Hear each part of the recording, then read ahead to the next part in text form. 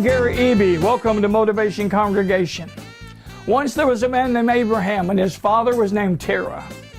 God promised a great land flowing with milk and honey, so they started out for Canaan land together. But Terah settled in Haran.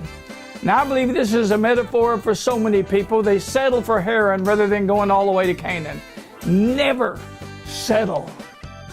You know, dogs don't really like bones. They like meat, but they settle for bones. Now, what bones in your life have you been settling for? Satan can't defeat you unless he first deceives you. He wants you to settle for less than God's very best.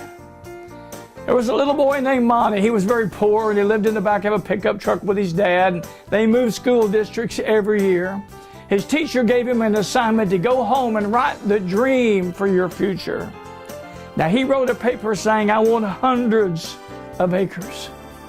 I want a huge ranch house with tack rooms and bunk houses, and I want to raise thoroughbred horses. He even drew pictures and was so proud of it, he turned it into that teacher the next day and was so excited. He knew that he was just going to get an A for his dream. He got it back with a big fat F with a note saying, see me after class. The teacher said, your dream is unrealistic. You're too poor. You will never succeed with that dream, and sent him home and said, do it again. Now he asked his dad, what am I supposed to do? And his dad said, son, whatever you decide will probably affect the rest of your life. The next day he turned in that same paper again and he said, teacher, you keep your F. I'm going to keep my dream. He now has that paper with the wooden frame hung in his office on his 200-acre ranch where he raises thoroughbred horses.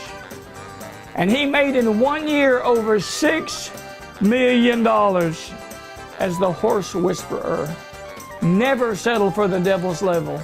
Always believe for God's very best.